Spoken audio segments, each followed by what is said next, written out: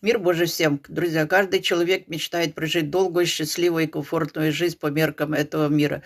Но почему-то несчастны, потому что не знают смысла своей жизни и живут во тьме этого мира. Приходит разочарование и разрушение жизни. Поэтому каждому человеку нужна опора, которую дает только Иисус Христос, который является светом для нас и хочет людям спасения, исцеления и благословения. Поэтому очень важно познать предназначение свое, для чего мы рождены в этот мир.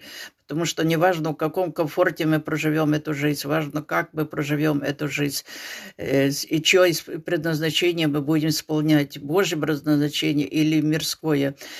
Божье предназначение– это стать ребенком Божьим и проповедовать Слово Божие для просвещения всех народов, потому что Слово Божие является источником нашей жизни для того, чтобы жить в благословении, исполнить свое предназначение, волю Божию и наследовать жизнь вечную.